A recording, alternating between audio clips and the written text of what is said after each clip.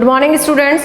आज हम बात कर रहे हैं एमएससी फाइनल ईयर की बायोलॉजिकल जो हमारे पास में बायोकेमिस्ट्री है उसके बारे में बात कर रहे हैं। पिछले जो हमारी जो क्लासेस वगैरह हुई उनमें हमने मेटल्स के बारे में पढ़ रखा था, कौन कौन से मेटल हमारे डी ब्लॉक से कौन से मेटल्स हैं जो हमारे मैक्रो एलिमेंट्स हैं, माइक्रो एलिमेंट्स हैं, एसेंशियल एलिमेंट्स हैं, उनके बारे में हमने बहुत सारे डिस्कशन किए थे।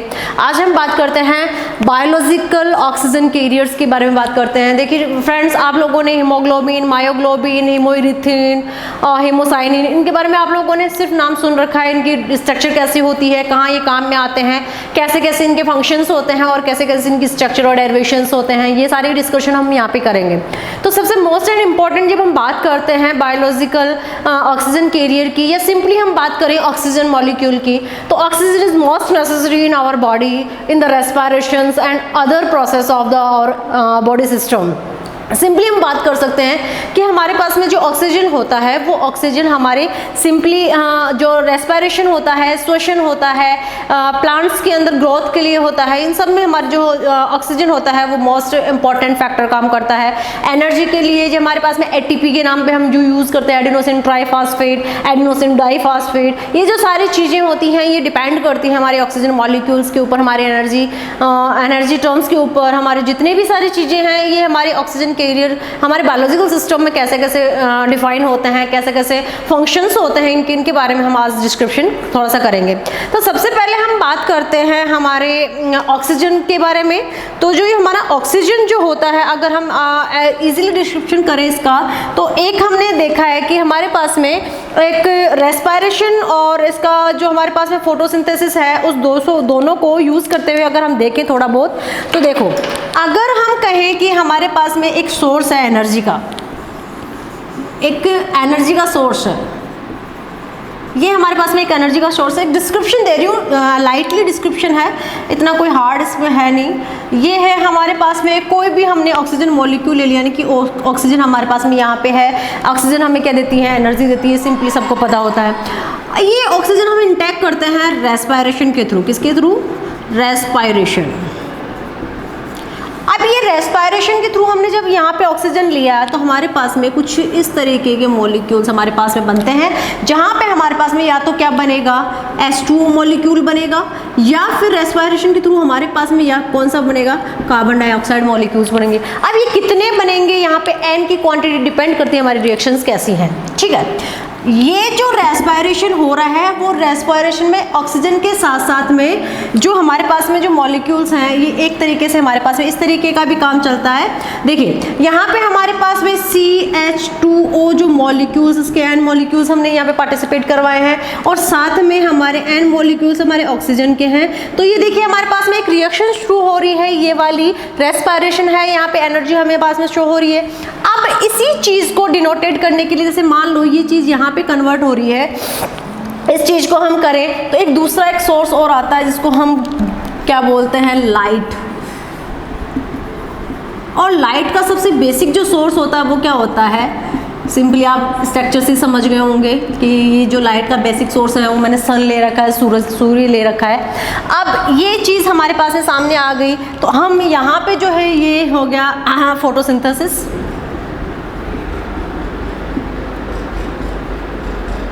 ये फोटोसिंथेसिस हमारे पास में आ गया। अब देखिए जो सूर्य का जो प्रकाश है, जो लाइट है, वो लाइट जा रही है किसी प्लांट के ऊपर, या मान लो एक फ्लावर के ऊपर जा रही है। तो एक फ्लावर जो हमारी इच्छा के अकॉर्डिंग हमने बना दिया है, ये फ्लावर जो हमने बनाया है, ये इसकी लीव्स बना दी।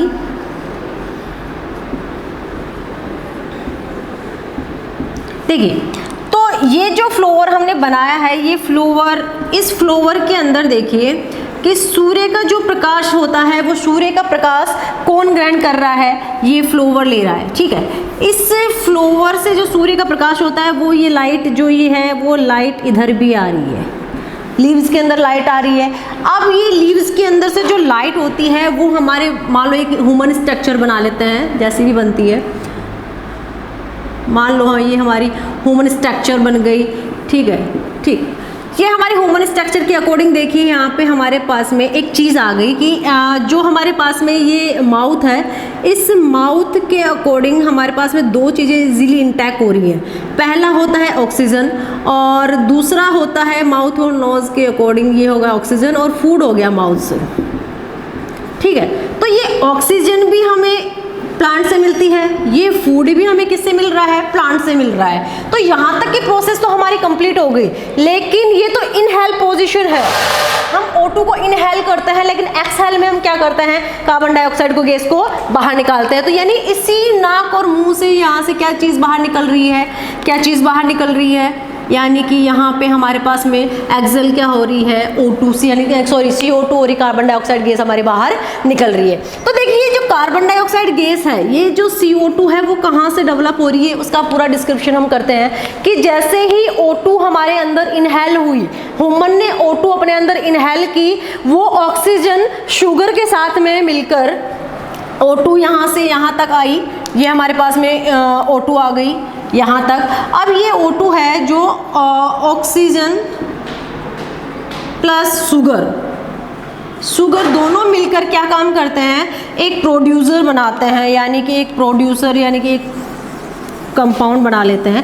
ये जो कंपाउंड होता है इसका, ऑक्सीजन और शुगर का, ये हमें कुछ मटेरियल प्रोवाइड करवाता है। ये मटेरियल्स हमारे हो सकते हैं जैसे एनर्जी हो गया, वाटर हो गया और कार्बन डाइऑक्साइड हो गया। यहाँ से हमें मिलता है energy plus water plus CO2। तो सेम देखो ये CO2 जो यहाँ पे डेवलप हुआ वो वापस क्या हो जाएगा, एक्सेल हो जाएगा। तो ये हमारा एक नॉर्मल सिस्टम होता है जो इजीली हमारे पूरी बायोलॉजिकल सिस्टम यानी कि पूरी बॉडी के अंदर रिप्रेजेंट होता रहता है, चारों तरफ के एनवायरनमेंट में होता है। देखो एनर्जी सिंपल सी ऑक्सीजन है हमारे पास में, रेस्पायरेशन होता है, ये हमारे पास में प्रोडक्ट्स बनते हैं, फोटोसिंथेसिस होता है, सनलाइट हमारे पास में इजीली अवेलेबल हो जाती है जिसको हम प्लांट्स वगैरह लेते हैं, लाइट्स यहाँ पे पौधों में जाती है और वहाँ से ऑक्सीजन वो रिलीज करते हैं प्लांट्स, और फूड भी हम प्लांट से ही लेते हैं और हमारे पास में एक सिस्टम बन जाता है।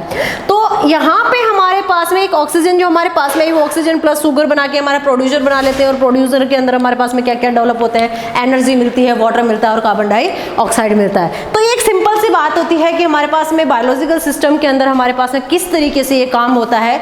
इजीली समझ में आने वाला एक छोटा सा डायग्राम बनाया है मैंने, इसको थोड़ा सा लाइनअप करके डिस्कशन करने का कोशिश किया है। इसके बाद में हम बात करते हैं बायोलॉजिकल ऑक्सीजन कैरियर की।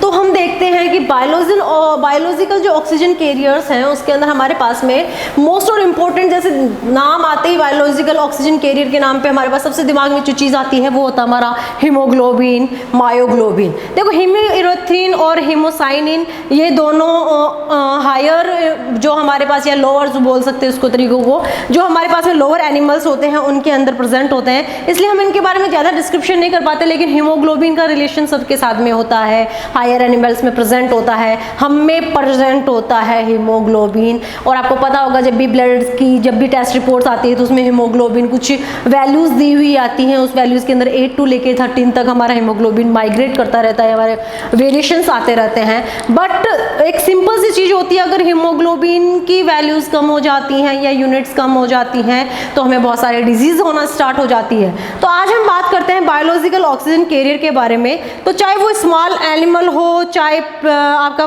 कोई हायर एनिमल्स हो, सबके अंदर हमें क्या चाहिए होता है, बायोलॉजिकल ऑक्सीजन कैरियर चाहिए होते हैं। तो देखिए ये जो बायोलॉजिकल ऑक्सीजन कैरियर है हमारे पास में, इन सब की बात हम करते हैं। ऑक्सीजन कैरियर होते हैं और जो प्रोटीन्स होते हैं एक तरीके से हमारे अंदर, ये बायोलॉजिकल सिस्टम में किस तरीके से प्रेजेंट होते हैं, तो हम एक टेबल के थ्रू इसको समझा सकते हैं। तो देखिए पहले हम एक टेबल के अंदर सबसे ऊपर लिखते हैं मेटलोप्रोटीन,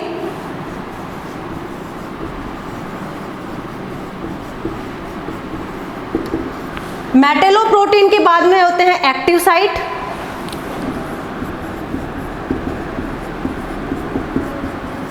एक्टिव साइट के बाद में आता है कलर चेंज,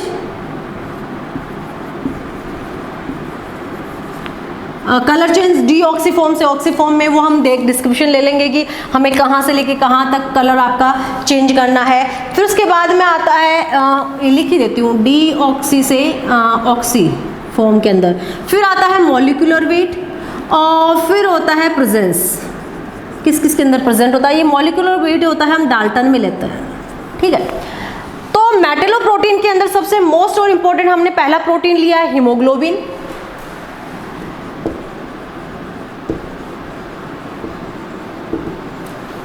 दूसरा लिया है हमने मायोग्लोबिन। जो हमने मायोग्लोबिन लिया है वो हमारे पास में मायोग्लोबिन। तीसरा जो हमारे पास में आ रहा है वो है हीमोसाइनिन, जिसकी हम बात कर रहे हैं। हीमो इरिथ्रिन की बात करें, हीमोसाइन हीमो इरिथ्रिन लिख लेते हैं, हेमो इरिथ्रिन। और चौथे नंबर पे है हीमोसाइनिन। अब ये चार हमने ले लिए हैं। अब देखो ये जो हमारे पास में मेटलोप्रोटीन्स हैं उन चारों के नाम हमने लिख लिए हैं, लेकिन सबसे इंपॉर्टेंट चीज़ है हमारे पास में जो हीमोग्लोबिन होते हैं और जो मायोग्लोबिन होते हैं, उन दोनों के अंदर हीम आयरन होता है। एक्टिव साइट क्या होती है? हीम होती है, HEME हीम। और ये आयरन होता है इसमें भी और इसमें भी, सेकंड फॉर्म में प्रेजेंट होता है। सबसे इंपॉर्टेंट चीज़ है कि ये हीम जो प्रोटीन होते हैं उससे डिपेंडेड है, इसके अंदर ऑक्सीजन की एक्टिव साइट्स होती हैं। दूसरा जो हमारे पास में होता है इसके अंदर हीमोइरिथ्रिन के अंदर इसमें हीम नहीं होता है, केवल Fe सेकंड से लेके Fe सेकंड तक ही इसके अंदर काम होता है, यानी कि इसमें केवल आयरन होता है, हीम प्रोटीन इसके अंदर नहीं होता है। तीसरा जो होता है उसके अंदर कॉपर होता है और कॉपर से लेके कॉपर तक ही इसकी एक्टिव साइट्स हमारे पास में चलती रहती हैं। तो ये तो बात थी हमारी एक्टिव साइट्स की, चारों की हमने एक्टिव साइट्स लिख ली है, हीमोइरिथ्रिन की लिख ली है, हीमोसाइनिन की लिख ली है, हमारे चारों तरफ एक्टिव साइट्स आ गई है। अब देखो हमारे पास में जो कलर चेंजेस कंपोजिशंस आते हैं, तो देखिए सबसे पहले जो हमारे पास में हीमोग्लोबिन है वो पर्पल कलर का होता है, और जब ये ऑक्सीजन फॉर्म में आता है तो रेड हो जाता है। Myoglobin also purple colour, and in the oxygen form के अंदर होता है ये रेड कलर। हमारा जो हीमोइरिथ्रिन होता है वो देखो कलरलेस होता है जब डीऑक्सी फॉर्म में होता है। डीऑक्सी फॉर्म में जब ये होते हैं तो कलरलेस होते हैं, कलरलेस होते हैं। और जब ये ऑक्सी फॉर्म के अंदर आते हैं तो ये बरगंडी कलर का हो जाता है, burgundy colour, burgundy colour, burgundy colour का होता है। हीमोसाइनिन जो होता है ये भी पहले कलरलेस होता है, और कलरलेस होने के बाद में देखिए ये कलरलेस होने के बाद में क्या होता है, ये ब्लू कलर का हो जाता है। और ब्लू कलर यानी कि पहले जब डीऑक्सीफॉर्म की बात होती है तो यहाँ पे ये भी कलरलेस होता है और बाद में होता है ब्लू कलर, ब्लू कलर का ये हमारे पास में आ जाता है। तो हम चारों की हमने एक्टिव साइट्स की बात की, मेटलोप्रोटीन्स की बात की, कलर चेंज की बात की। अब मॉलिक्यूलर वेट की जब हम बात करते हैं तो मॉलिक्यूलर वेट के अंदर देखिए सबसे इंपॉर्टेंट चीज़ है जो हमारा हीमोग्लोबिन होता है वो बहुत ही हायर होता है, यानी कि जो हमारे पास में हीमोग्लोबिन होता है उसका मॉलिक्यूलर वेट होता है 6400 कुछ के समथिंग होता है, 64,000 इसका मॉलिक्यूलर वेट होता है डाल्टन के अंदर। और जब हम बात करते हैं हमारे किसी और की तो हमारे पास में बात आती है जो मॉलिक्यूलर वेट है मायोग्लोबिन का, उसका आता है 17,100 डाल्टन, और हीमोइरिथ्रिन का आता है 108,000 डाल्टन।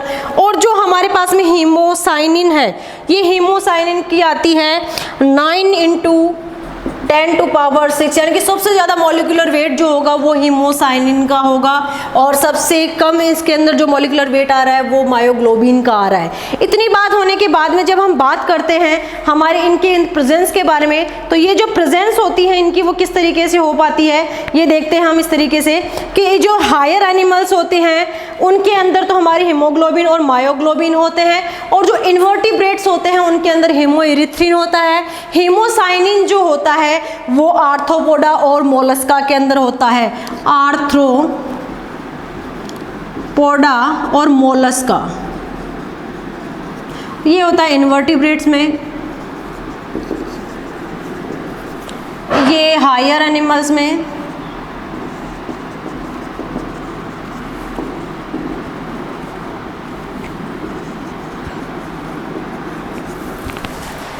ये हमारे बायोलॉजिकल ऑक्सीजन कैरियर की एक हमारे इंडेक्स है, जो हमें सबको ये पता होनी चाहिए कि इसकी एक्टिव साइट्स क्या क्या होती हैं, कलर चेंज क्या क्या होता है। तो आई होप ये पूरी की जो लिस्ट है आपके पास में वो कवर अप हो रही होगी, आपके सामने सारा का सारा आ रहा होगा जो जो चीज़ें मैंने लिखी हैं।